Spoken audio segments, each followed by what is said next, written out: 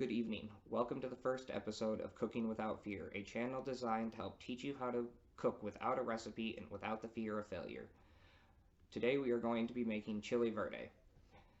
We've got a couple of onions, a pork shoulder, a couple of serranos, some garlic, some poblano peppers, some Hungarian hot wax peppers, some Anaheim peppers, some bacon fat, salt, pepper, cumin, coriander, and oregano.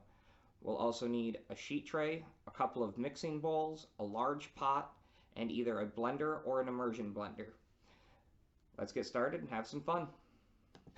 This is my meat cutting board. I have a separate cutting board that I use for all my vegetables. Even with washing, it's just a good idea to prevent cross-contamination.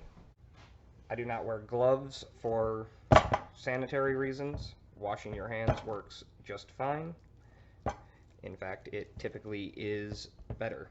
I'm looking over the meat to see where there's any excessive amounts of fat, any potential pieces of bone or cartilage that were left behind that we're going to want to get rid of that we don't want to have in our mouth.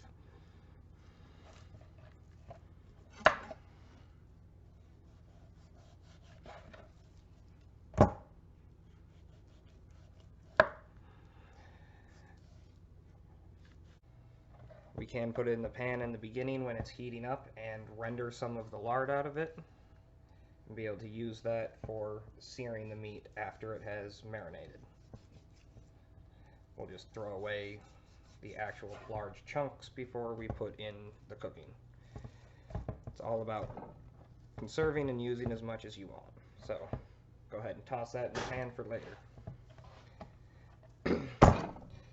Now, for chili verde, we're cutting things up into cubes, so it doesn't really much matter where you start other than just start to make planks that you can then turn into strips for your personal desired thickness. I have found for something like this that is more of a stew, small pieces work really well. They allow it to go further and feel like there's more meat when there really isn't, which, as we all know, the meat is the most expensive part, and if we're on a budget, trying to save ourselves as much money as possible, making it go as far as possible, is kind of the goal.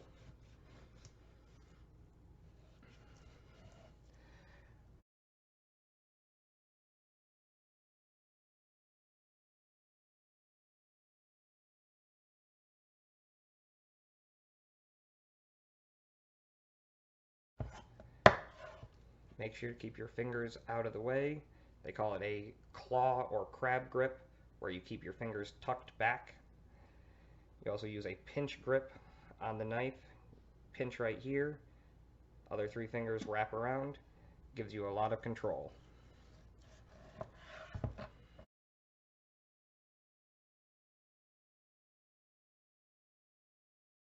Alright.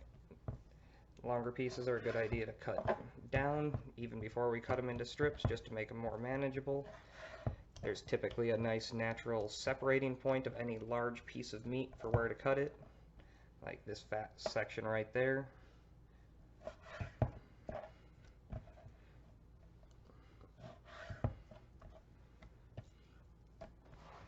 Now we can start breaking it down into smaller pieces.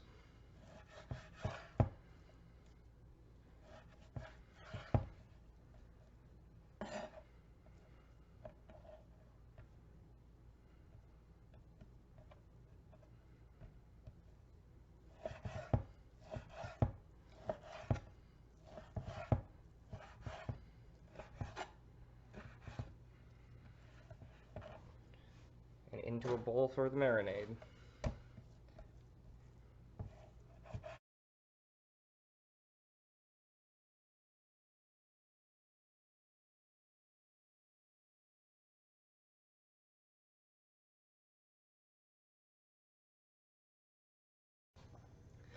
Alright, that was about 4 pounds of meat in about 13 minutes. I'm going to go ahead and wash this cutting board, put it on the drying rack, wash the knife, and bring back the vegetable cutting board.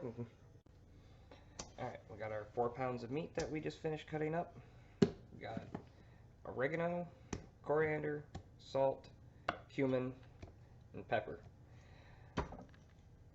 So, for about 4 pounds of meat, we're going to add probably in the quarter cup range of oregano. I mean, a really solid handful, quite possibly even overfilling. We can always change the amount of seasonings later, towards the end. This is just a start point, so it's always best to go a little bit under if you're a little bit worried about it. Coriander is a lot stronger of a seasoning. We probably only want around a teaspoon, maybe a teaspoon and a half.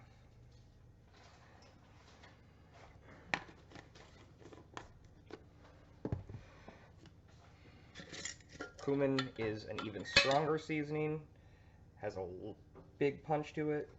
We want to do maybe half of what we did of the coriander.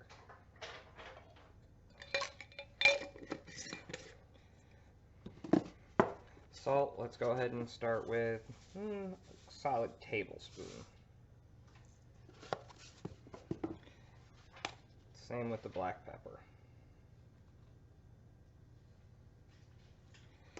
All these can be adjusted to your own personal liking. There is no recipe. Just do whatever you have, whatever works for you, whatever flavor you like. If you like more cumin, do more cumin. If you like more coriander, do more coriander. If you need to watch your sodium levels, do less salt.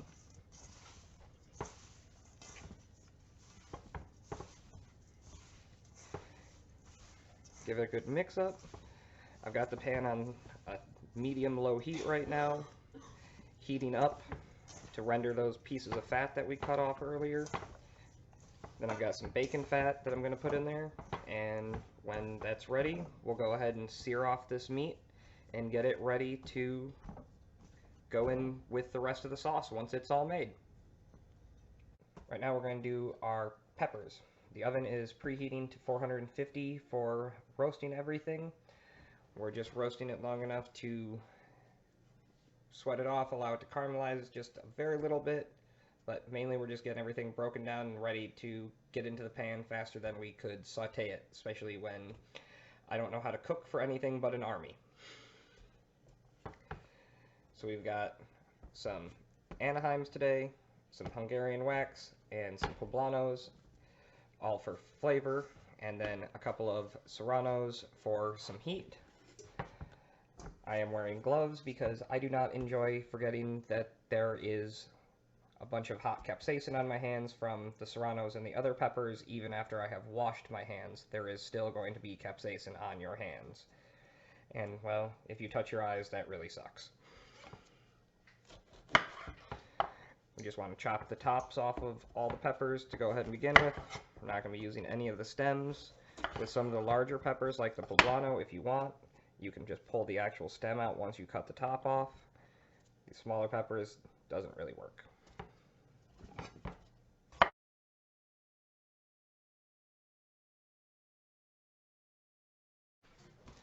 For the larger peppers, you've got your big seed packs inside. You want to go ahead and pull those out just because we don't really want the seeds. I like taking the pepper and tapping it, get a bunch more seeds out of there. You can take care of those later. And it really just does work by just pulling them out by hand. For these larger peppers, at least.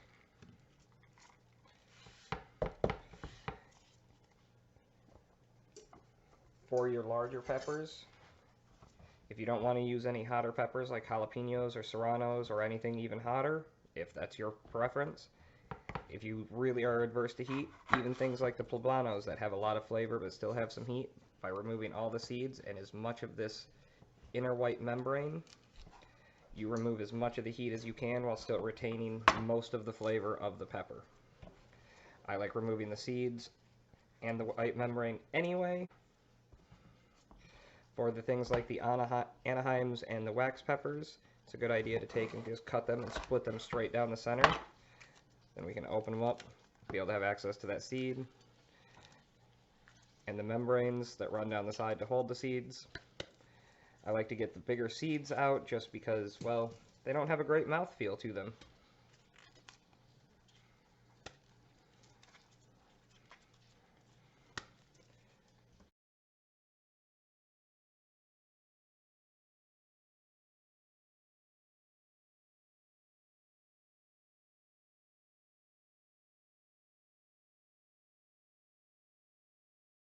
So these smaller peppers, I'm not going to remove their seeds.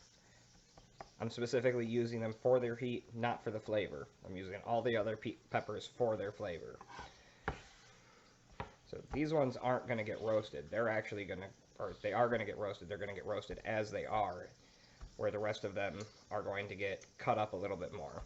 I don't want these ones to be falling apart and all their seeds falling out. They're just going to go in as it is. So I've got a big old bowl sitting over here for me just to throw them in so I don't have to worry about them falling onto the floor. Everything is just being roasted, and it's all going to be pretty much pureed later. So we're not worried about exact size. We're not trying to get uniform cooking on it. So just whack it out as quick as you need to. Stack stuff together. Just make sure that you stay safe about what you're doing.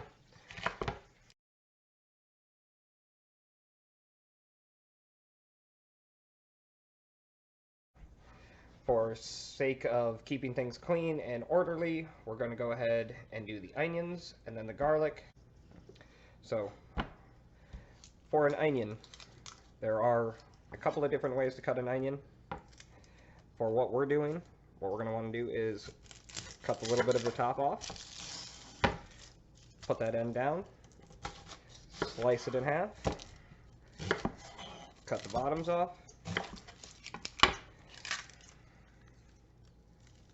and peel.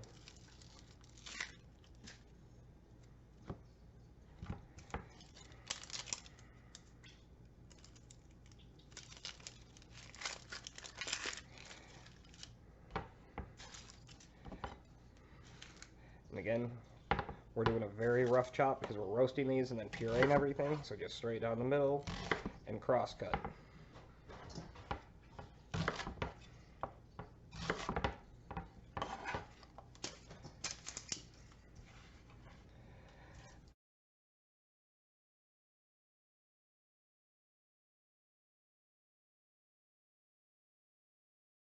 Proper knife techniques, all sorts of tips and tricks. Things as simple as taking garlic like this and can just smash it to get all the individual cloves out. Brute force sometimes is the answer.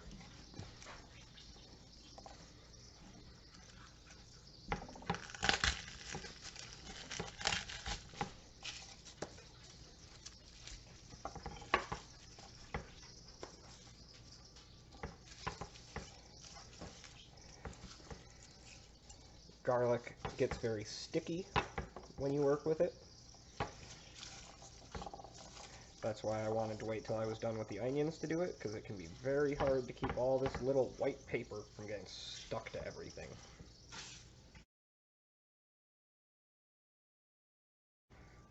But you can take the whole peeled clove and again just smash it with your hand and be able to get the paper off pretty easily. You can also take your knife and a piece, put it on there, and smack it. Does the same thing, can pull the paper right off.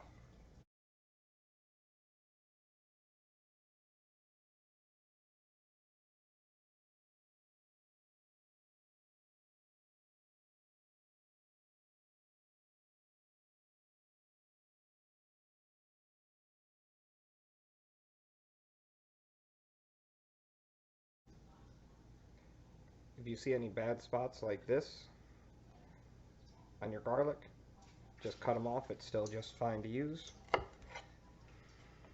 I'm going to take all that garlic and we're going to throw it in with the rest of all the other veggies that are going to get roasted once the oven's up to temperature. Alright, we got those giant pieces of fat rendered down quite a bit in here. I had added some additional bacon fat that I keep every time I cook bacon as well, so that we've got plenty of fat for searing off our meat. We're going to go ahead and pull these out, set them on the sheet tray over here, let them cool off for a minute, and then we're just going to throw them away. You can also chop them up and feed them to your dog or cat. We're going to go ahead and turn the temperature quite a bit up. We want a medium-high. If your range goes from a 0 to 10 like a lot of our American ranges do, then I'd probably set it around an 8. You don't want to get everything to a smoke point, but you want the fat nice and hot so that you can actually brown off the meat that you're putting into it. We're going to put the meat in batches big enough to cover the bottom, but not to create a second layer. We want it all, every piece that's in, to be able to be in contact with the bottom at a single point. We're going to give this another minute to heat up, and then we'll go ahead and add in the meat. Once we get the meat going and we've seen the process of that, we'll go ahead and switch the camera over to showing you the tomatillos and what needs to be done with those.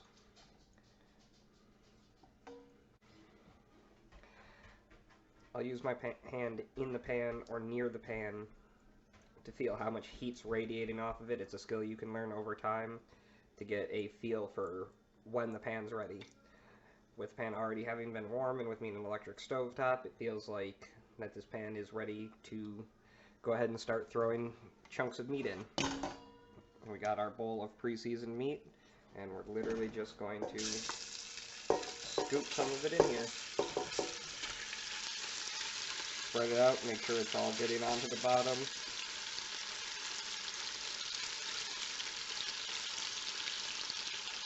And put in just a little bit more.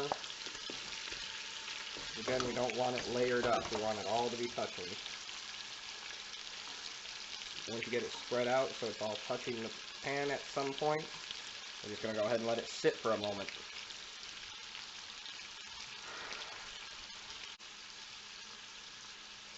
Make sure to let it sit for long enough that the meat is actually going to pick up some color and get a good amount cooked before you even stir it a little bit. Give it a good stir after it's been sitting. Try and scrape the bottom a little bit, get that stuff floating back around. Spread it all out one more time. We shake the pan. Again, just let it sit. Our oven has gotten up to temperature. So we've got our basic sheet tray, we've got our bowl of veggies, and we're just going to scoop a layer onto here. Again, we don't want to pile things up. We want it to have one good layer. Some of your onion chunks, if they're really big, go ahead and break them up. I'm going to pop this into the oven for somewhere between 7 and 12 minutes. I apologize for the steam you're about to get.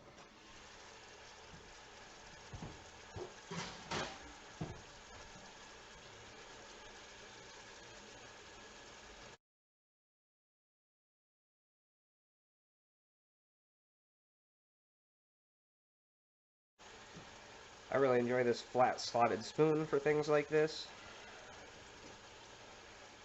but an actual scoop spoon will work. In a pinch, you can even use something like this. You just don't want to take the fat out, we're just trying to get the meat.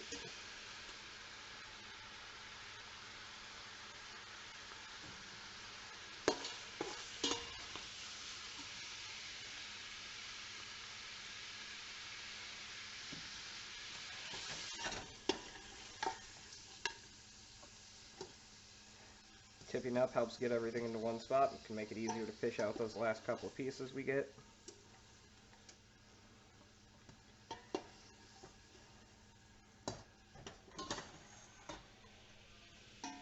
One last little piece.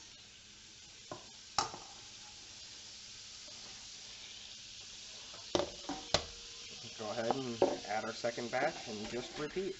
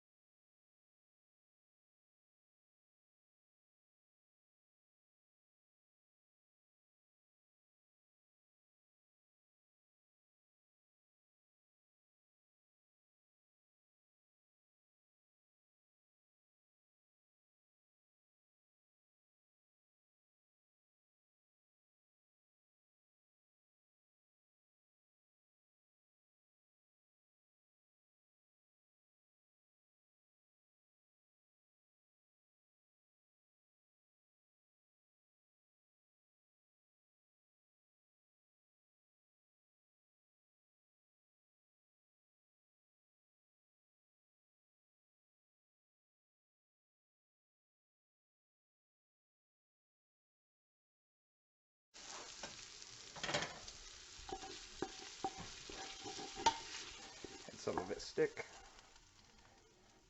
Using the spoon to hold the bottom to get the angle I need to pour it out. We're going to be using this pan again, and all that brown right here, this is not burnt, that is flavor. We want to keep that. All these little pieces of meat, all of this stuff on the side, we want to keep that. We just want it off the heat so that that stuff does not burn. Alright, we're about 14 minutes in the oven. This first batch has come out. You can see that we're starting to get brown on the onions. We've got brown developing on the pan. That's all good. We're going to take over and scrape this into the pot that we just used. This will both help keep a lot of the flavor in that we have built up in that pan, and it will help eliminate dishes later on by reusing the same pan for everything.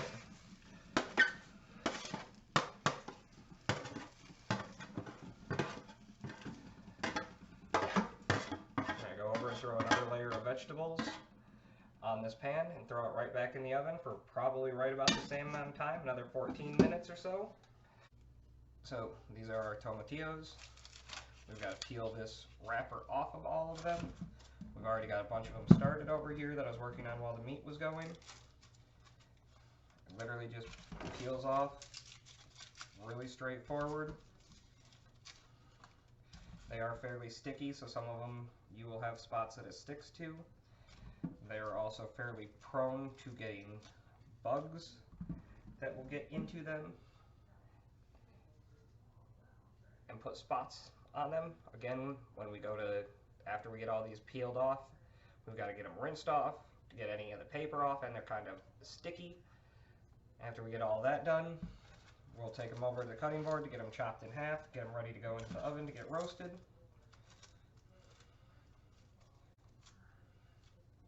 And we can cut any of those bad spots from, whether it be from bugs or from just a poor development or whatnot, off of it all at once at that point.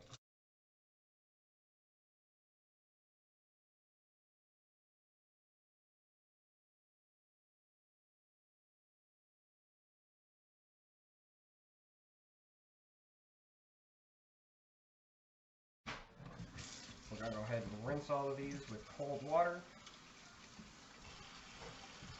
Our big bowl that we put our other vegetables in.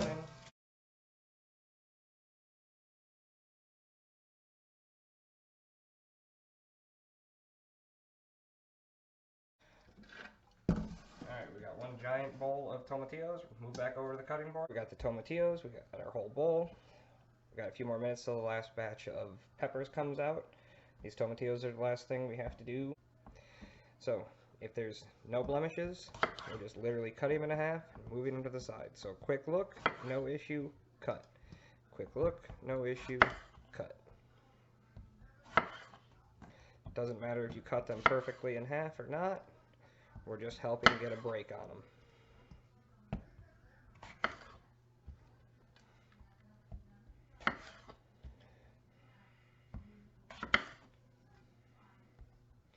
Alright, we've got a little spot right there, so we can just go ahead and... Alright, we cut it open. You see there's even more in there. Go ahead and push that out. Please do this on the cutting board, not holding it.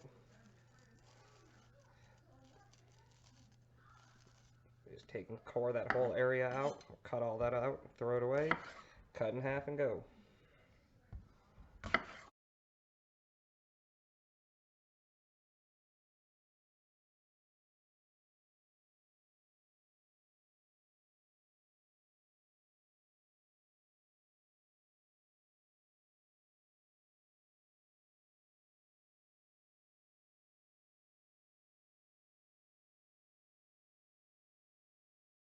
Alright, we can go ahead and take all these tomatillos we've been cutting up now. Get a layer on this pan. This will probably take the same amount of time, maybe a few minutes more, for all of these to roast and be ready to put into the pot. Careful not to overload the tray. These do produce a significant amount of liquid when they roast. Definitely want to have some room. Take a few more times to roast them if you need to, because Again, it will produce a certain amount of liquid. That liquid will be as hot as the pan is, as hot as the oven is when they come out, and it can burn you very easily.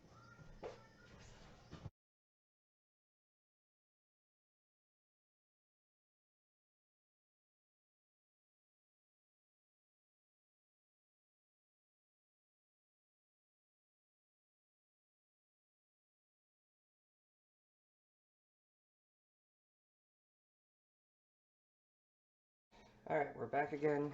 It has been around 20 minutes. Ooh, let the heat out. Alright, I'm gonna grab that pan of tomatillos. Move this out of the way for a minute so you guys can see.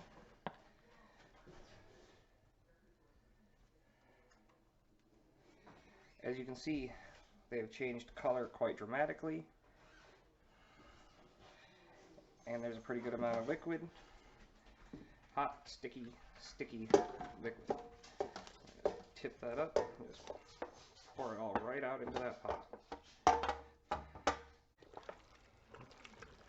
With those tomatillos and that liquid in there, we're ready to get rolling with this simmering. So we're going to turn it back on to a medium-high, or medium-low, about number 3. I'm going to take my immersion blender.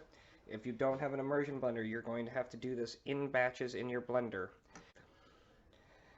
I have a variable speed. I'm going to start kind of low, about halfway. It's going to be very loud. First we just go down.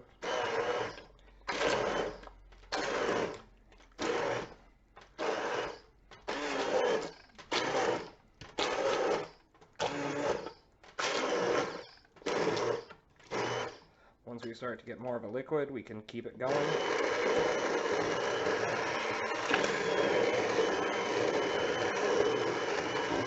Can increase our speed.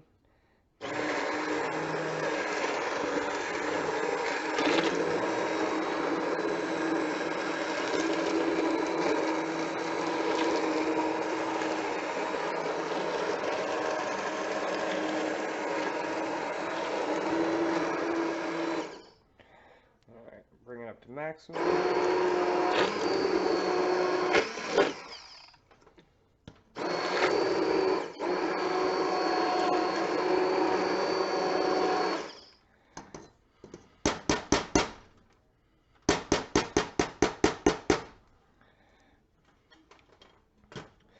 Got the heat on, we're going to start letting that go.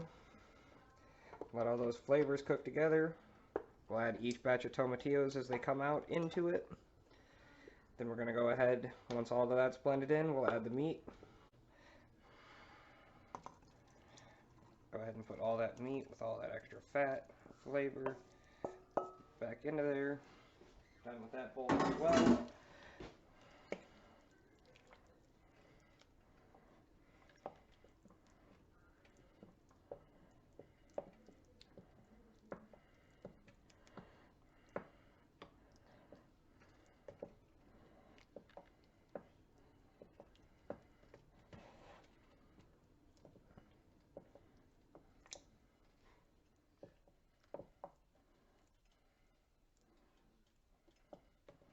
You're going to want to let this go for at least 10 minutes. Then you can go ahead and give it your first taste test, and we'll see what we need from there. Alright, so it's been simmering a while. Great part about something like this is you can just go and take care of other things and just let it sit and simmer. Don't let it sit too long. You want to make sure you get anything that's sticking to the bottom scraped up. Keep it from burning, keep that flavor in. You can let this cook as long as you want to let it thin down a little bit more, to thicken up a little bit as it cooks down.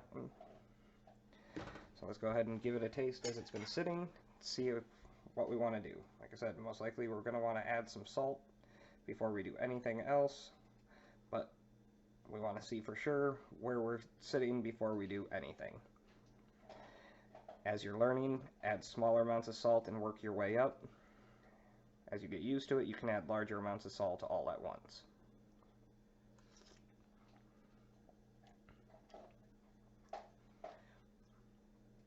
It's tasting pretty good, but yeah.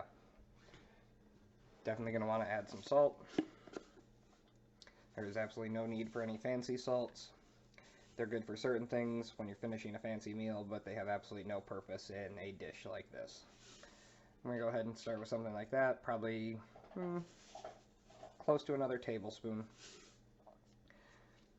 You can always add more salt. There's tricks and tips to be able to take away some of the saltiness in food, but in reality, the only true solution is to increase how much food you're making. And as you can see, I'm already making a massive pot because 13 pounds of tomatillos and 4 pounds of meat makes quite a bit of food.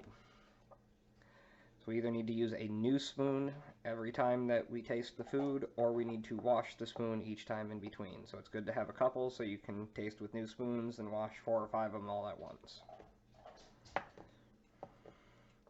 Make sure you give it a little bit to work itself in with the heat and to stir it around so that you're not getting a pocket of just salt or a pocket that didn't have any salt when you're tasting it again.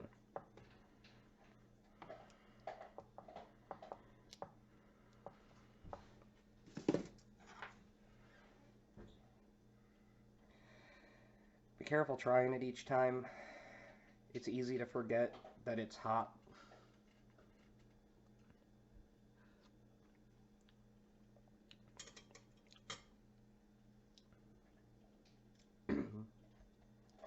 I can definitely taste a lot more of the peppers and other things with that amount of salt being added.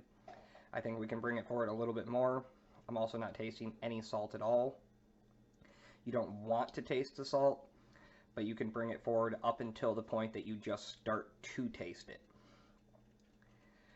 So I'm going to add probably about the same amount as I did, and then I'm thinking probably a pinch more cumin and another tablespoon to 3 of oregano. The oregano will take longer to sit and simmer in to fully release its flavor and get it to see where you want it.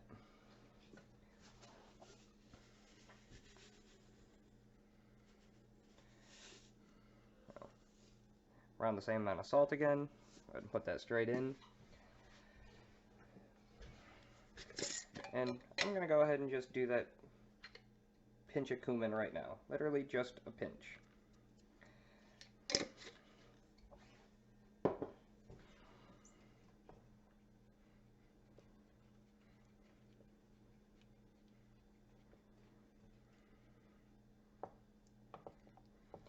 Cumin won't take as long as oregano, but more time than salt for its flavors to release in and fully be able to appreciate whether or not it's been added in to the degree you want. If you're going to cook this down further, the longer you're going to cook it down, remember all these flavors are going to condense and get stronger.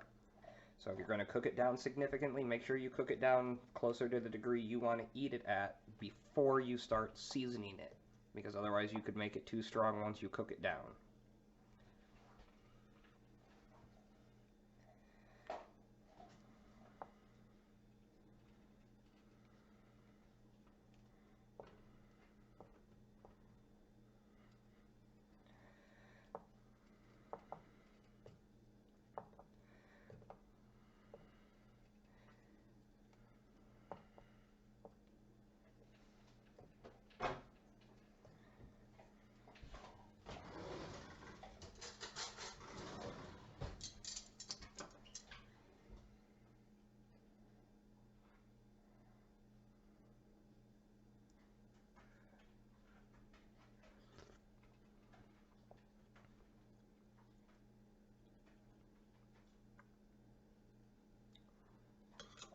Much happier with that.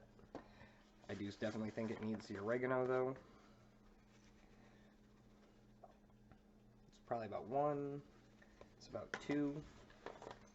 We're still gonna go 1 more on the salt.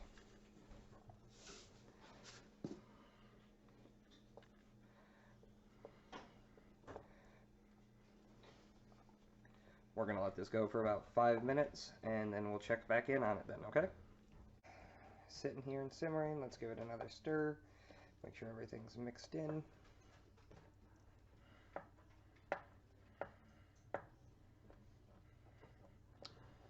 Starting to smell absolutely delicious.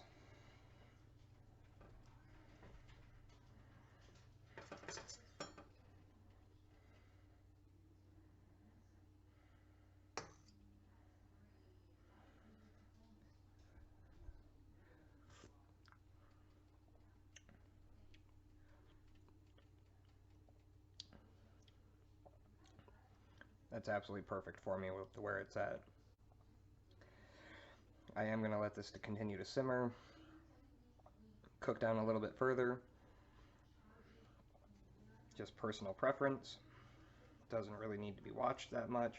Check on it maybe once about every 20 minutes. We'll do a final thing with some rice and beans, just to finish up and show a final plate of what it can look like. You can see how thin it is right now. We'll let it get a little bit thicker. I like where the flavor's at. The amount I'm going to thicken it up yet, though, with how the flavor is, I'm happy with the flavor. I'm happy with the flavor where it is at for how much more I want it to thicken up. So once it gets thickened, the flavor will be what I want. So it's still a little light now, which is perfect for the fact that I'm planning on thickening it further.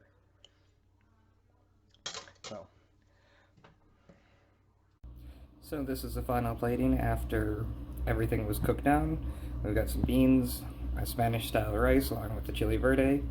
The 13 pounds of tomatillos and 4 pounds of meat ended up making 25 cups once it was all put away into bags. This meal freezes extremely well, and so scooping out into quart freezer bags and laying it flat, letting it freeze, works wonderful for having leftovers at a later time.